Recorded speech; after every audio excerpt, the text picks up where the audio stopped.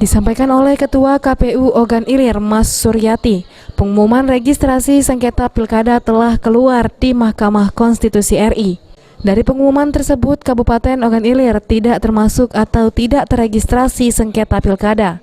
Tapi untuk pelaksanaan pleno penetapan pemenang pilkada serentak di Kabupaten Ogan Ilir, KPU Ogan Ilir saat ini masih menunggu BRPK atau buku registrasi perkara konstitusi yang disampaikan Mahkamah Konstitusi kepada KPU RI.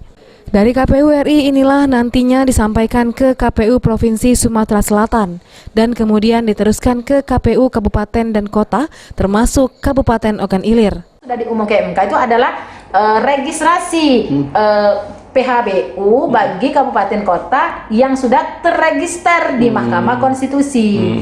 Dan Ogan Ilir tidak terregister. Setelah saya cek di daftar itu tidak ada Ogan Ilir sebagai yang disengketakan atau PHBU. Nah, tapi KPU Kabupaten Ogan Ilir tetap menunggu pengumuman resmi dari Mahkamah Konstitusi yang akan disampaikan ke KPU RI. Jadi nanti setelah ada informasi dari KPU Provinsi Sumatera Selatan yang didapat melalui KPU Provinsi Sumatera Selatan, baru KPU Ogan Ilir akan menetapkan paling lama 3 hari kalau berdasarkan PKPU 19. Kalau berdasarkan PKPU 5 paling lama 5 hari. Mungkin KPU Ogan Ilir akan melakukan paling lama 3 hari setelah BRPK itu keluar atau dikeluarkan dari MK. Menurut informasi dari KPU Provinsi Sumatera Selatan, minggu kedua bulan Januari. Patokan BRPK yang disampaikan MK ke KPU RI tersebut sesuai dengan PKPU 19 yang paling lambat 3 hari.